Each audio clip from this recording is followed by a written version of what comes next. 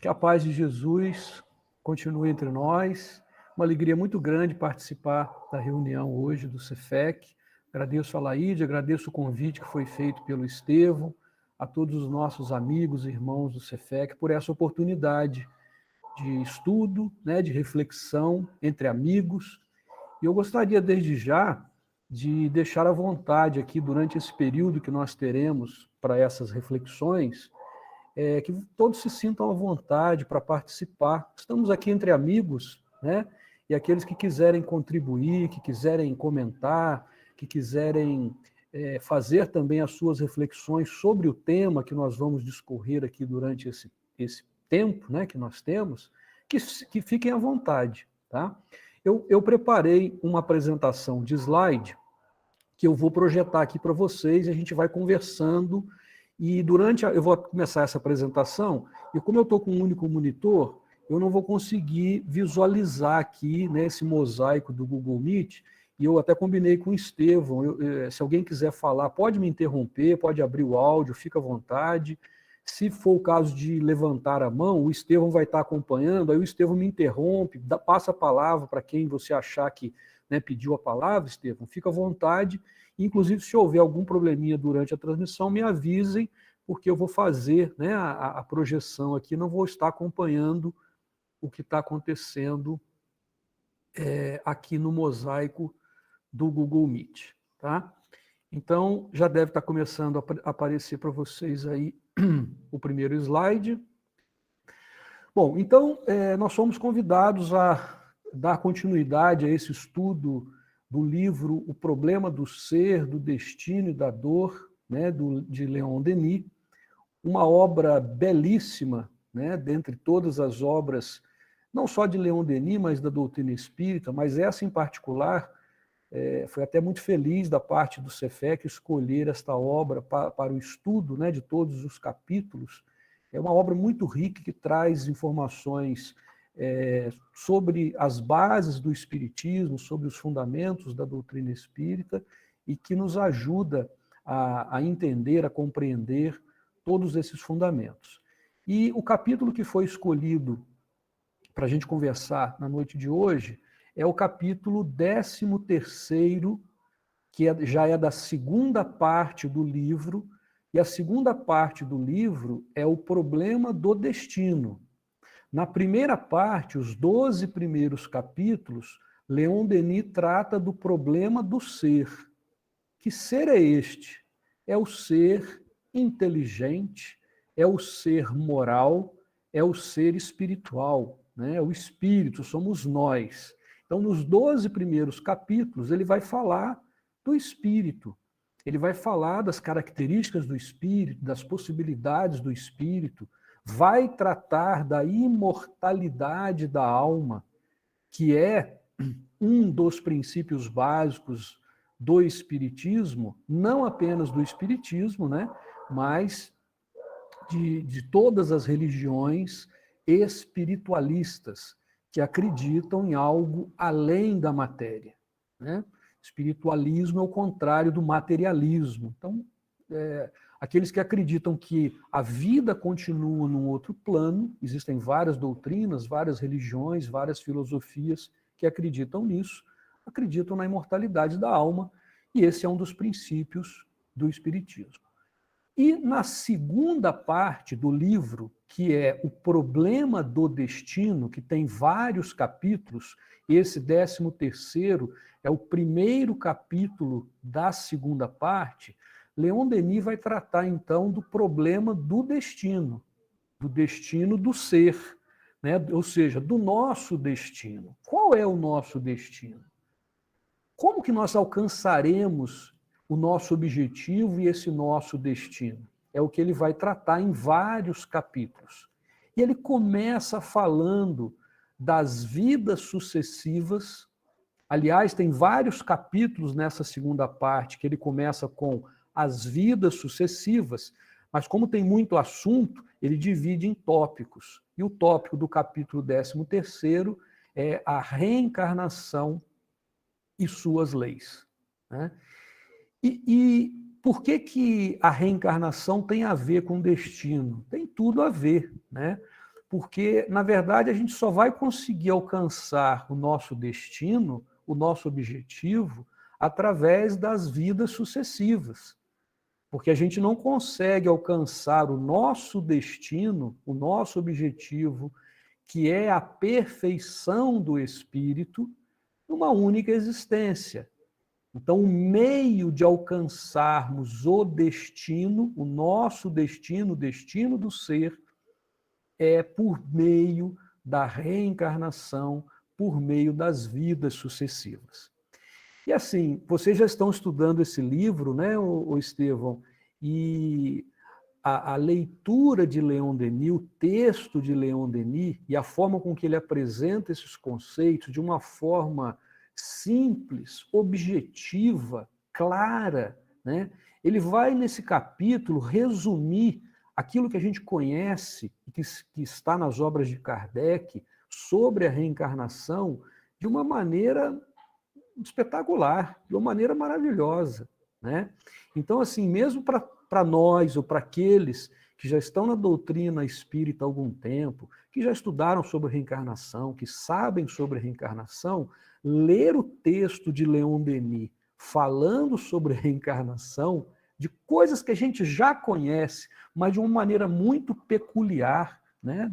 da forma de escrever de Leon Denis, é algo muito bonito, né? A gente vê ao mesmo tempo objetividade, simplicidade e poesia, né, nos textos de Leon Denis.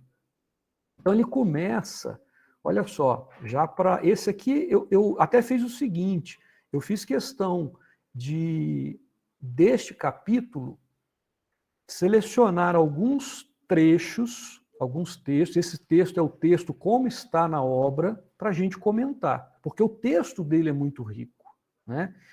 Ele começa esse capítulo com essa frase, né? E essa frase diz assim: a alma, depois de residir temporariamente no espaço, renasce na condição humana, trazendo consigo a herança boa ou má do seu passado. Renasce criancinha, reaparece na cena terrestre para representar um novo ato do drama da sua vida, resgatar as dívidas que contraiu e conquistar novas capacidades que lhe hão de facilitar a ascensão, acelerar a marcha para a frente. Meus amigos, numa frase, que é a frase inicial desse capítulo, quanto ensinamento nós temos. E esses destaques em vermelho são meus, tá?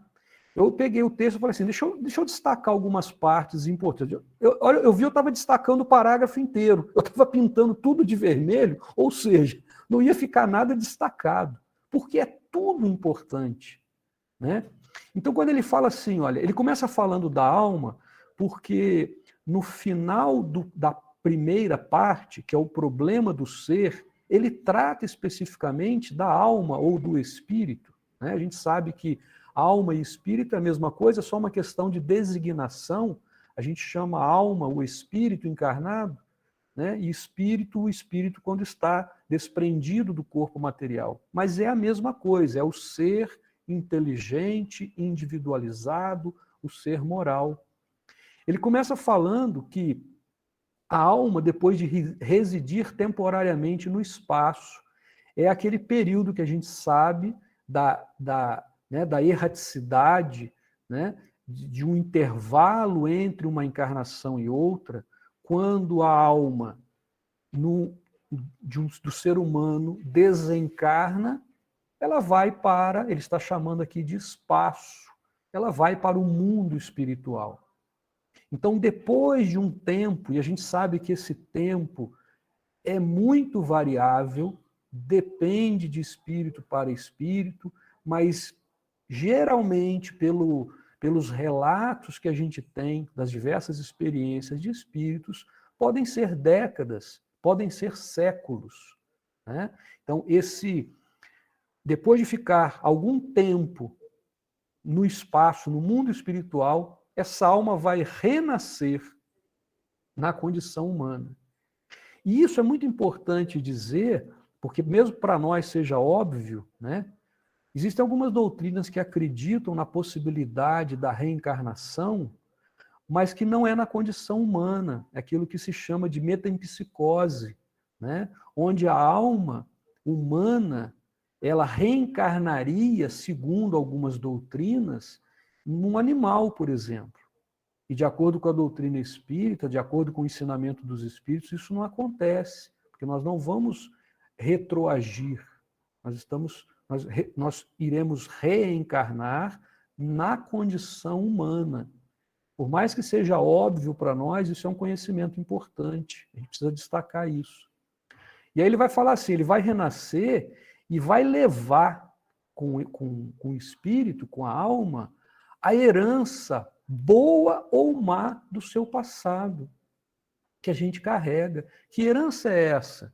É o conhecimento intelectual, é o desenvolvimento moral, porque não é herança de dinheiro material, que a gente sabe que a gente não leva nada de material. Então, essa herança, ou seja, tudo que o espírito já conquistou em termos de conhecimento intelectual, em termos de conhecimento moral, ao renascer, ao reencarnar, ele vai trazer com ele esta herança. Herança sendo boa ou má. Então, se nós temos defeitos, nós vamos renascer ainda com esses defeitos. Se nós temos qualidades e adquirimos algumas qualidades, no passado, vamos renascer e vamos trazer essas qualidades. Né? Renasce criancinha, e aí vem a poesia. Né? Então, assim, no meio do conhecimento, da objetividade, da simplicidade, vem a poesia. Ele diz, reaparece na cena terrestre para representar um novo ato do drama da sua vida. Né? Então, colocando de uma forma mais figurada, alegórica, né? Como se fôssemos atores aparecendo na cena terrestre, no palco, né, terrestre, para representar aí um novo personagem, um novo ato do drama da nossa vida. Né? Olha que coisa, como é que o texto de Leon Denis é espetacular. Né? Ele vai completar. Vamos resgatar dívidas. Então, é oportunidade de resgatarmos erros do passado. Uma oportunidade que Deus nos dá, né? Uma nova oportunidade, uma folha em branco para a gente recomeçar, para a gente corrigir. Né? Mas será que é só para corrigir, para resgatar? Não, ele completa. E conquistar novas capacidades. Então, ao mesmo tempo que eu vou reencarnar para pagar meus débitos anteriores, pagar dívidas, resgatar erros, né? Eu vou também conquistar novas capacidades, aprender coisas novas, evoluir, progredir, dar mais um passo para a nossa evolução. E ele finaliza dizendo, acelerar a marcha para a frente, que é o nosso destino. Estamos aqui para isso, para progredir, para evoluir, e viemos para acelerar esta marcha para frente, porque a gente sempre progride conforme a gente já aprendeu, né, na lei do progresso, como está no Livro dos Espíritos. Bom, e aí Leon Denis vai dizer assim, a lei dos renascimentos, da reencarnação, ela explica e completa o princípio da imortalidade, porque ele tinha acabado de falar disso na primeira parte, ele fala dessa imortalidade da alma. E a reencarnação é um complemento disso. Por que é um complemento do princípio da imortalidade? Como nós dissemos, e a gente sabe, vários irmãos nossos de outras religiões, eles acreditam que após aquilo que nós chamamos da morte, que é a morte do corpo físico, a vida continua, que existe uma alma e que essa alma é imortal.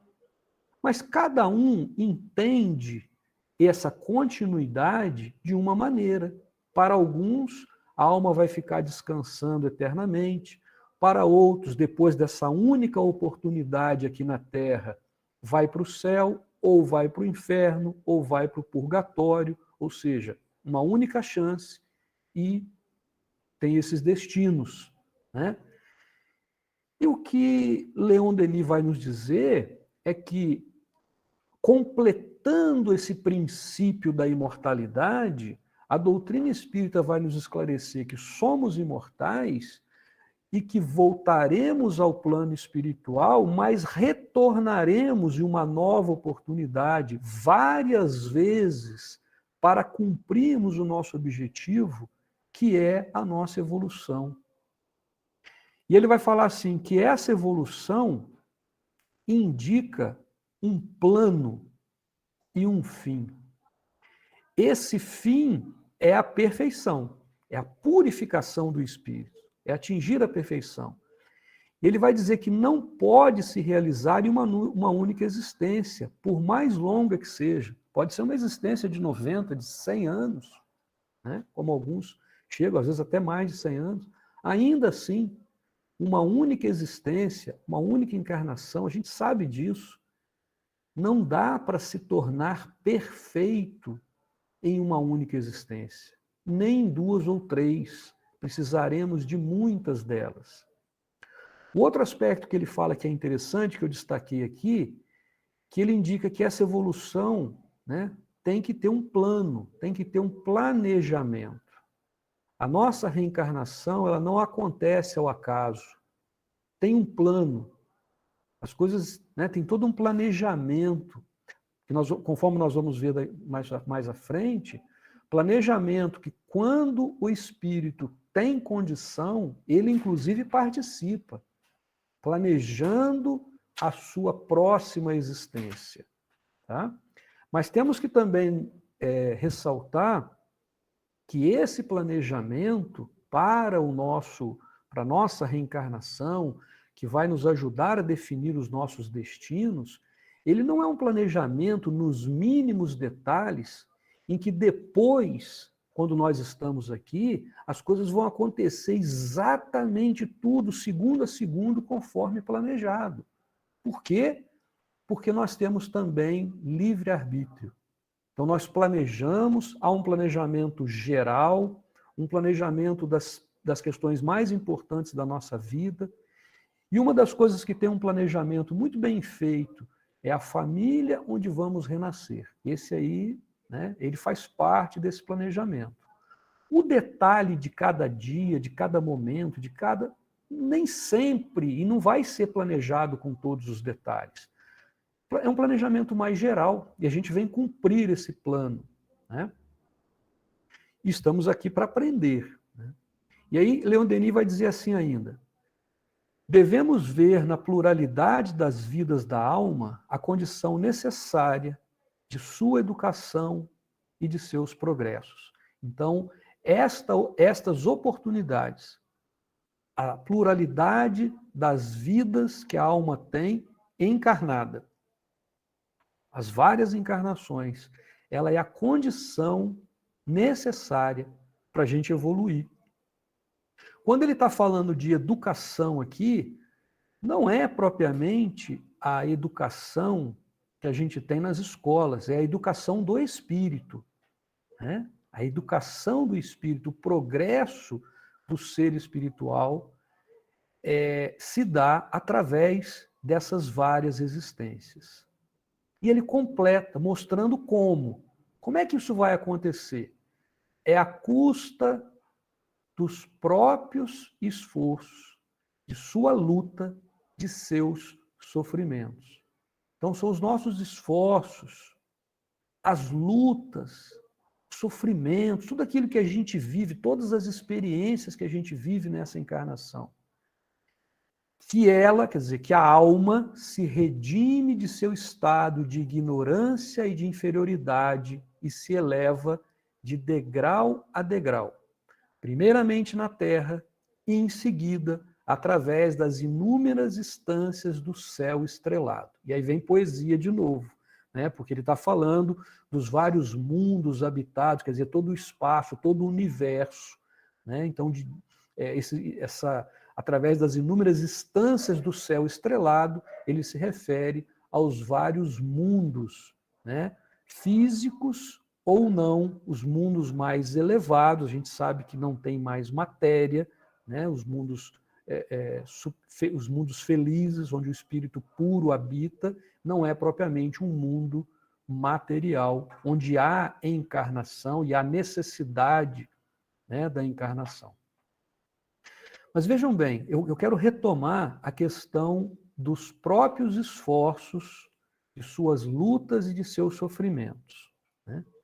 A doutrina espírita vai nos esclarecer e vai nos informar que para atingirmos o nosso destino, para alcançarmos o nosso objetivo, precisamos nos esforçar, precisamos fazer a nossa parte, que nós somos os responsáveis por isso. E para nós, acredito que não, porque já entendemos a doutrina espírita como uma doutrina consoladora. Mas para muitos isso aí é difícil. Que você dizer para alguém, por exemplo, que está entrando no espiritismo, né, que fala assim, olha, para você atingir o seu objetivo, é à custa do seu esforço, da sua luta, do seu sofrimento, depende de você. É muito mais fácil alguém ser adepto de uma religião onde se apresenta para ele um caminho mais fácil, né? Onde fala para ele assim, olha, não precisa se esforçar não. Basta você, por exemplo, dar aqui um dízimo, né? Fazer isso, fazer aquilo, e está tudo tranquilo. Frequente aqui uma vez por semana, vem aqui uma vez por semana no nosso templo, e você está salvo. Opa, é assim? Então é muito mais fácil do que eu me salvar, né, entre aspas, através dos meus esforços, das minhas lutas, do meu sofrimento. Talvez por isso tenham poucos espíritas ainda, né? Porque realmente é uma informação verdadeira, que a gente entende como verdadeira, mas que para muitos não querem.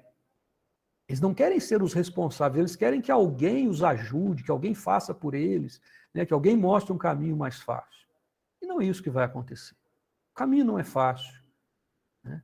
E Leon Denis vai dizer que a reencarnação é o meio para a gente atingir o nosso destino, o nosso objetivo, e que a forma de fazer isso é com o nosso esforço, é com o nosso trabalho, é a gente fazendo a nossa parte, né? E ele destaca, primeiramente, na Terra, porque nós não vamos encarnar aqui para sempre, nós vamos encarnar aqui durante um número de encarnações, que a gente não sabe quantas, mas muitas, até atingir um certo nível em que a gente consegue, então, habitar num mundo um pouco melhor ou transformar a Terra num mundo um pouco melhor, que é o que nós estamos tentando fazer, né?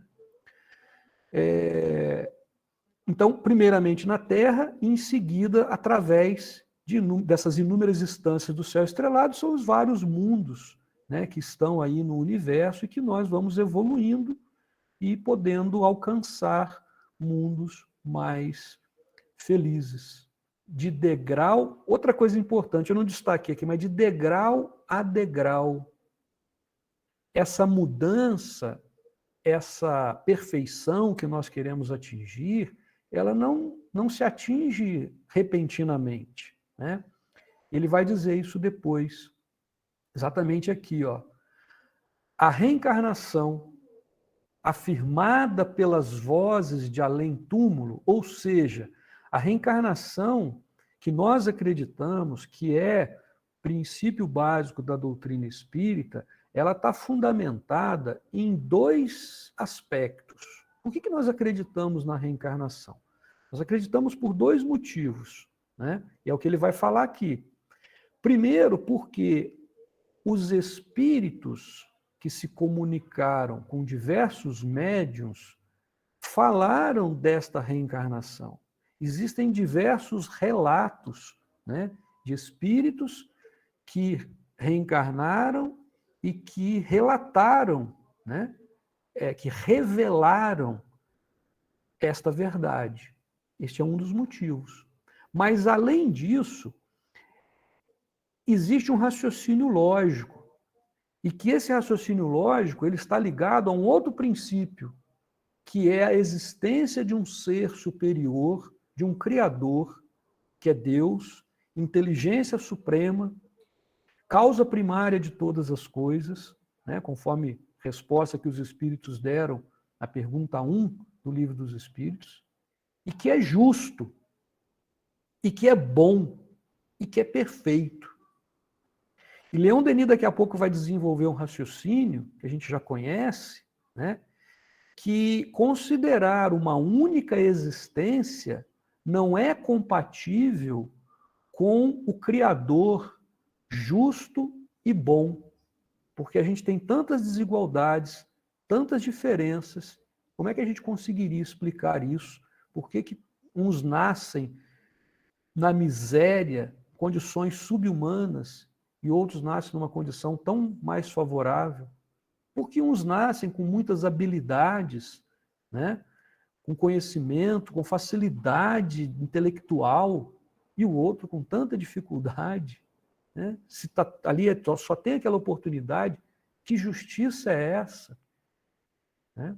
Então ele vai dizer assim, que a reencarnação, que é revelada, que é afirmada pelas vozes de além-túmulo, ou seja, pelos espíritos que revelaram a Kardec e a tantos outros, a próprio Leon Denis, é a única forma racional, usando o raciocínio, usando a razão, pela qual se pode admitir a reparação das faltas cometidas e a evolução gradual dos seres.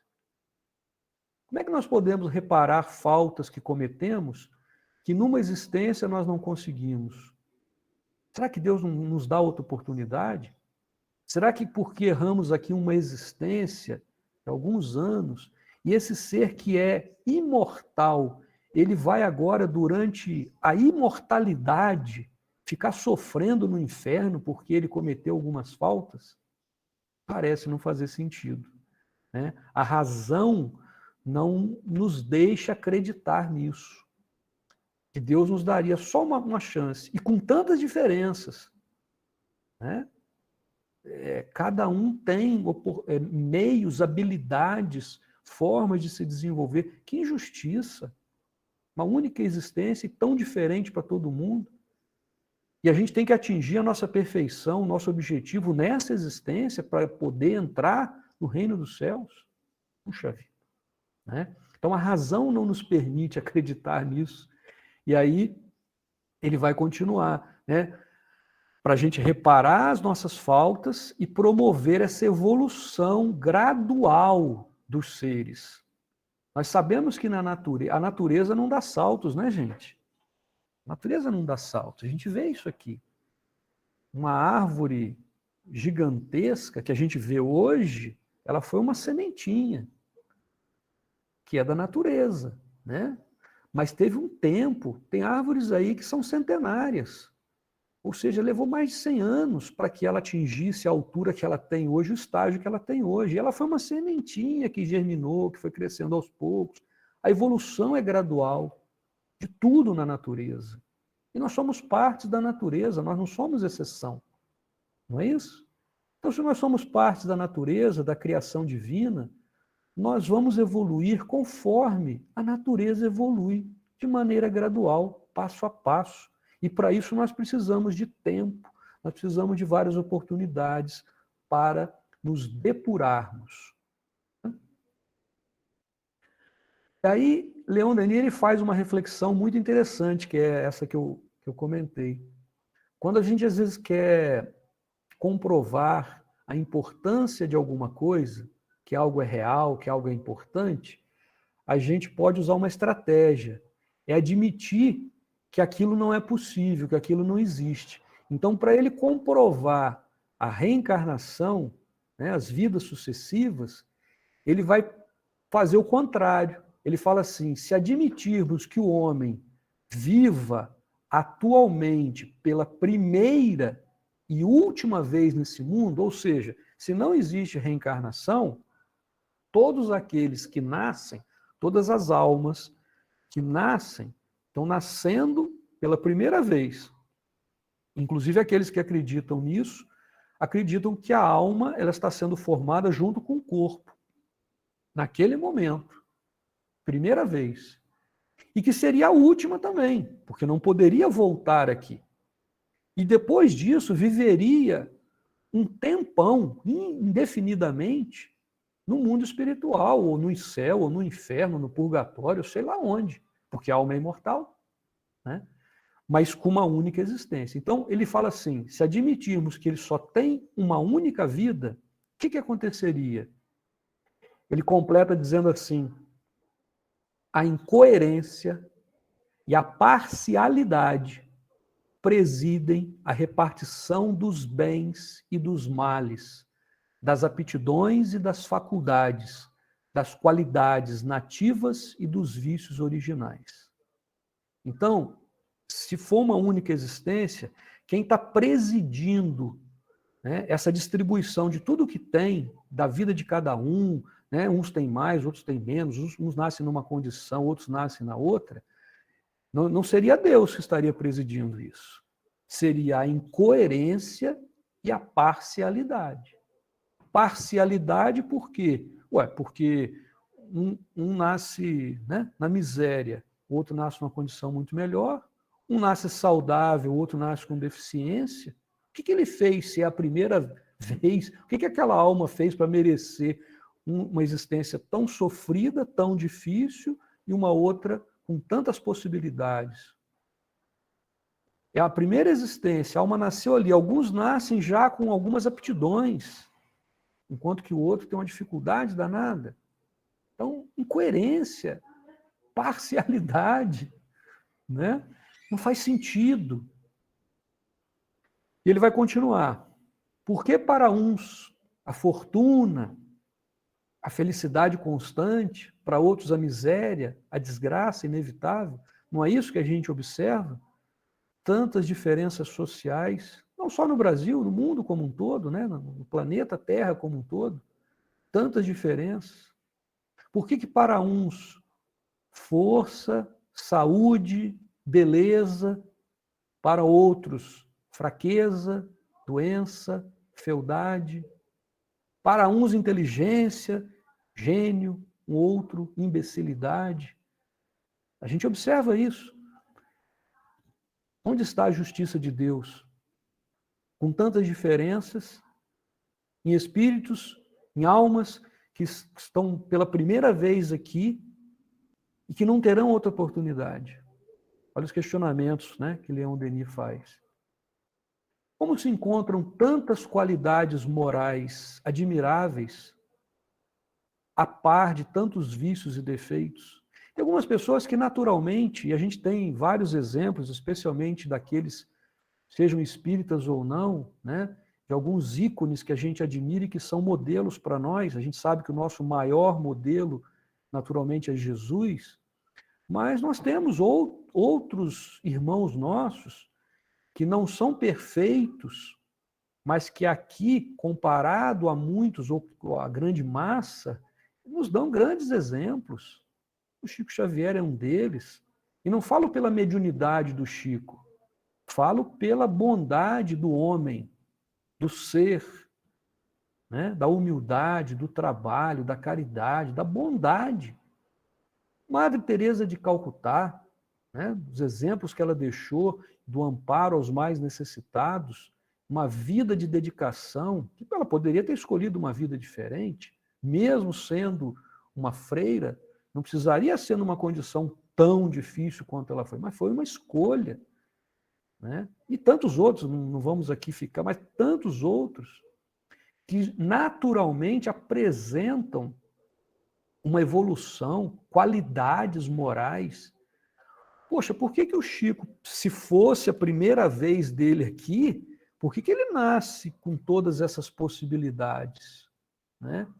E também a gente poderia perguntar, né? E ele tão bom e sofreu, aí tem a questão que fala de saúde, ele teve muitos problemas de saúde, né? Então, são exemplos e são de... Aí a gente tem exemplos desses, como a gente citou, daqueles espíritos que demonstram uma qualidade já bastante desenvolvida, moral, intelectual também, né? Enquanto a gente vê outros num nível, né, de desenvolvimento moral ainda tão inferior, com tantos defeitos, com tantos vícios, também naturalmente, Não é porque nasceram no meio da criminalidade. Não, alguns já têm uma tendência também, né, a defeitos, a vícios. Né? Ele vai questionar por que tem raças tão diversas, umas inferiores a tal ponto que parecem confinar com a animalidade, outras favorecidas com todos os dons que lhes assegura a supremacia. A gente vê no planeta, né, as diferenças de raças, né, de povos, de culturas, de uma série de situações. A gente vê bastante diferença. Aí ele vai perguntar, e as enfermidades inatas? A cegueira, a idiotia, as deformidades, se é a primeira existência daquela alma, naquele corpo, e será a última, porque não vai ter outra oportunidade, o que explica e que sentido tem, como é que a gente explica a justiça de Deus, né, naqueles irmãos nossos que já nascem, quer dizer, enfermidades inatas são as de nascença.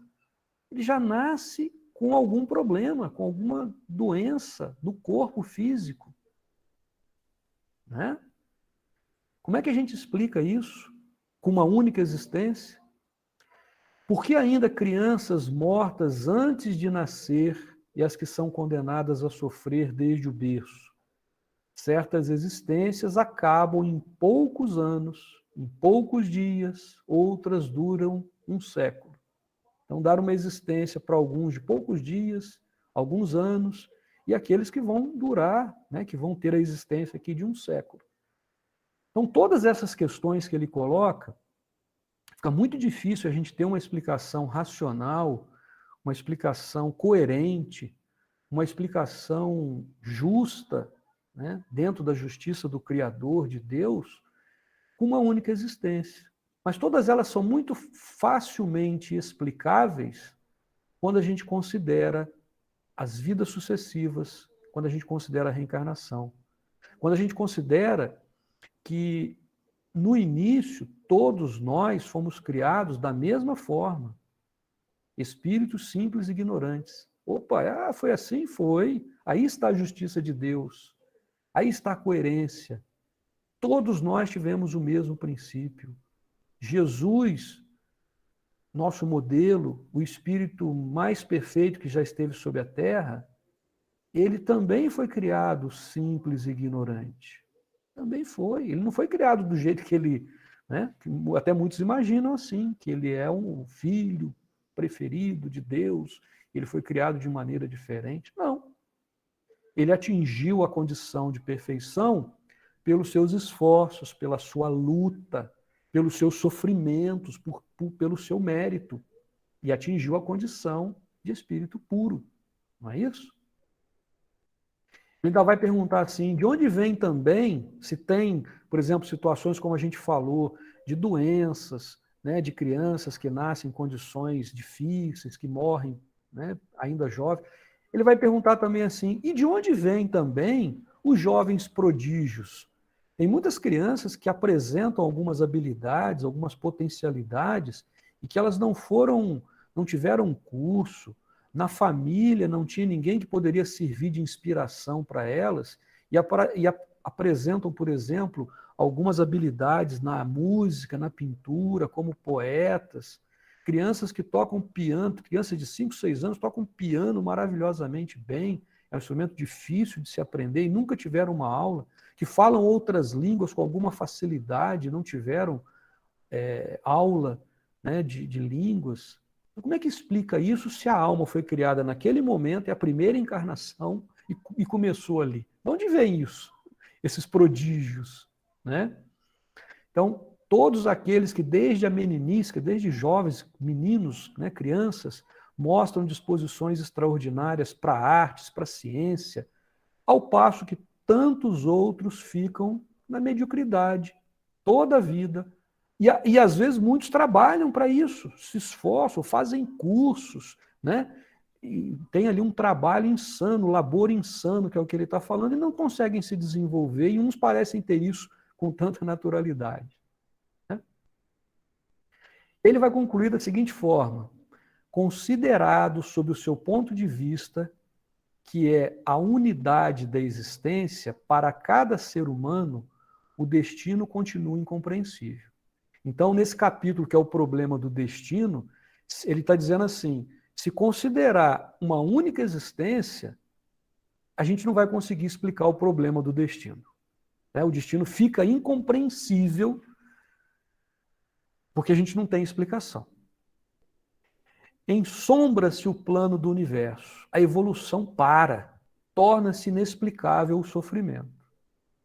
Então, ele vai concluir assim, que considerar uma única existência não dá.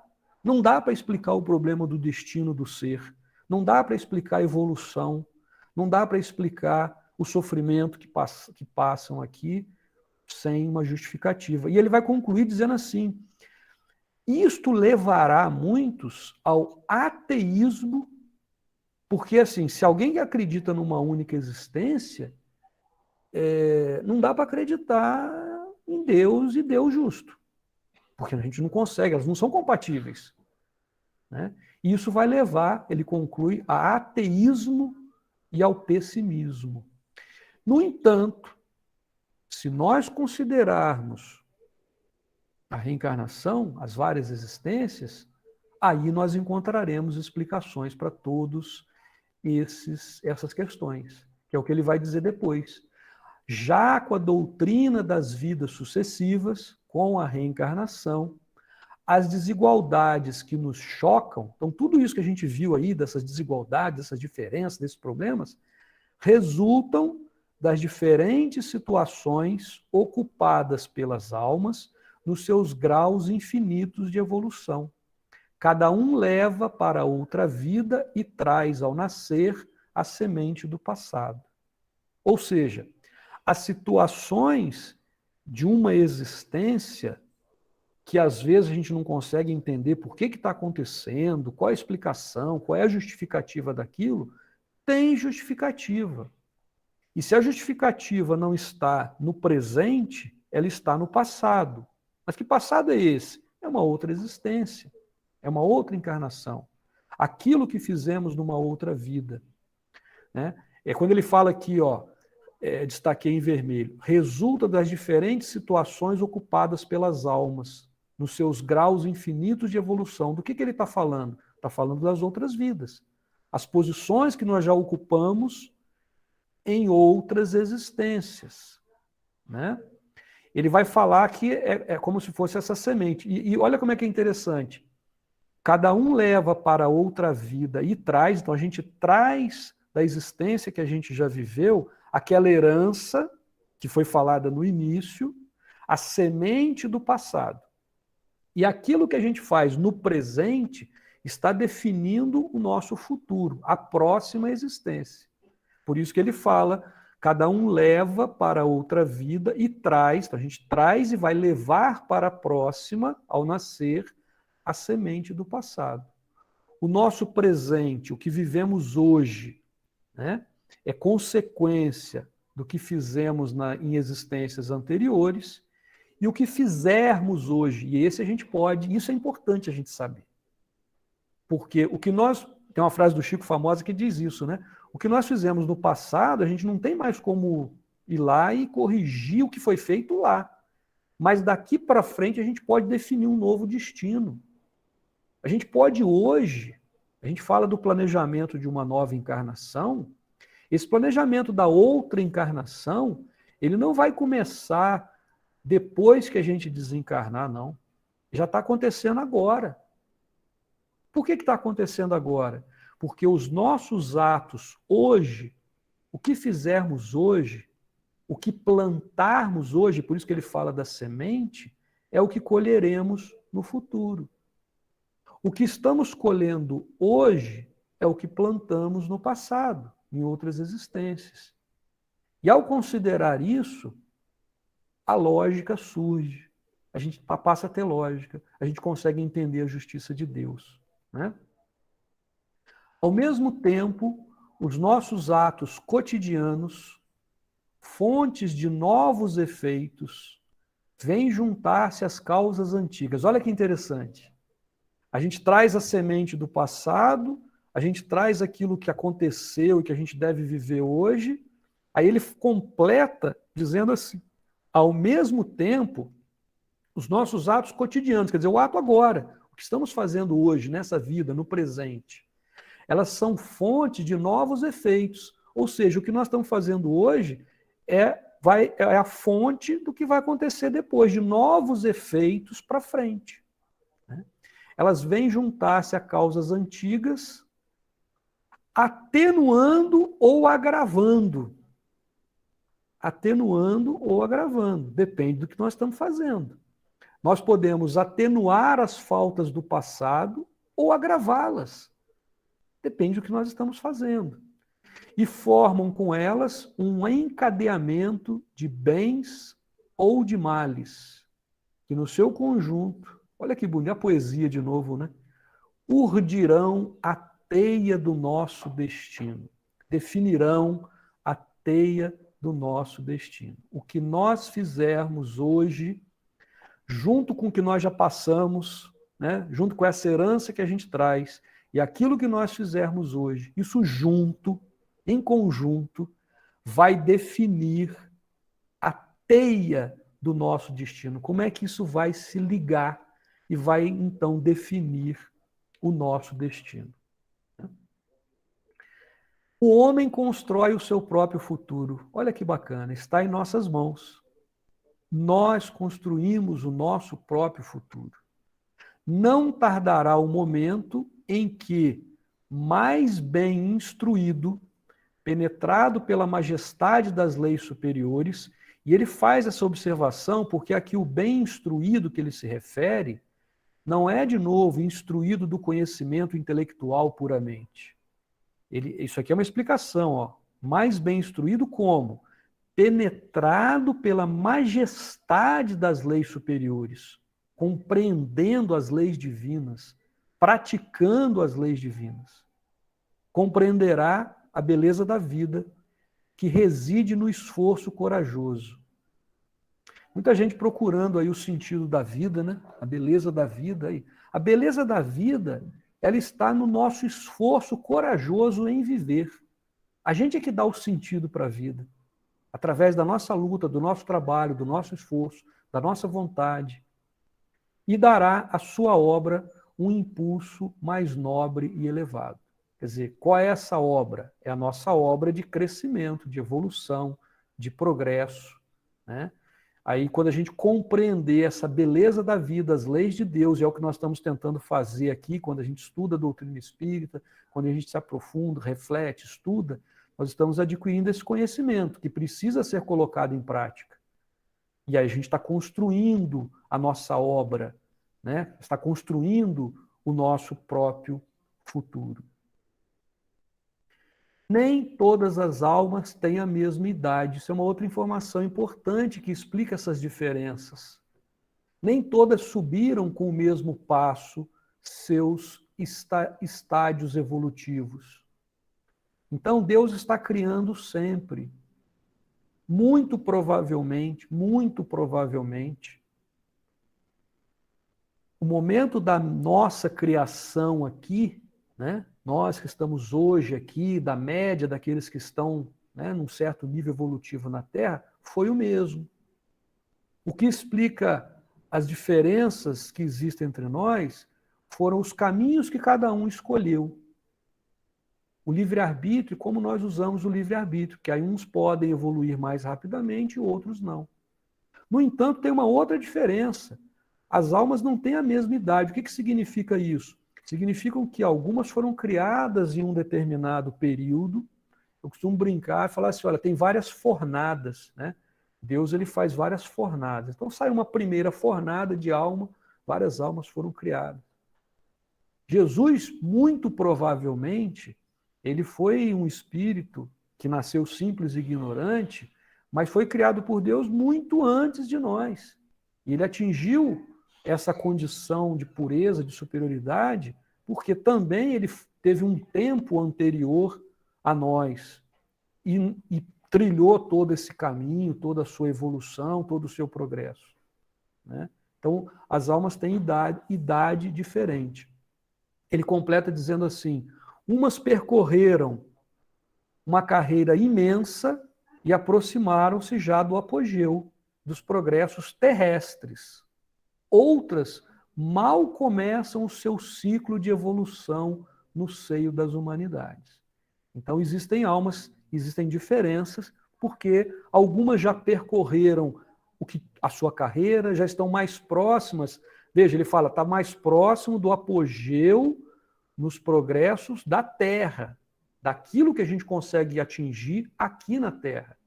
Outras mal começam o seu ciclo de evolução no seio das humanidades.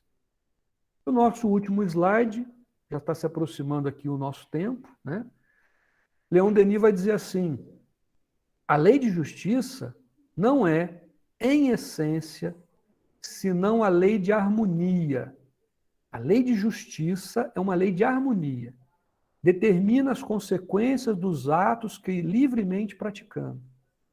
E essa última parte é maravilhosa, né? Ele diz assim: essa lei de justiça, de harmonia, ela não pune e nem recompensa, que é algo que mesmo nós espíritas e muitas religiões acreditam em punição e em recompensa. Que existe um ser que Deus está ali castigando, punindo ou recompensando pelo bem que fazemos ou punindo pelo mal. E não existe propriamente essa punição e recompensa. Então, a lei de justiça, ela não pune nem recompensa. O que acontece? Essa lei de justiça que existe e que todos nós estamos sujeitos, ela preside simplesmente a ordem, ao equilíbrio, tanto ao mundo moral quanto ao mundo físico. Em outras palavras, existe uma lei dentro dessa lei de justiça que está para todos nós e que todos nós estamos sujeitos, e que aquilo que nós praticarmos, aquilo que nós plantarmos, nós colheremos. A regra está aí para todos. E nós, sujeitos a essa regra, a essa lei, né, vamos sofrer as consequências disso, mas sem que ninguém fique propriamente nos punindo ou nos recompensando. É de uma forma natural. É da lei natural, da lei divina, né? Da lei de harmonia que rege o universo.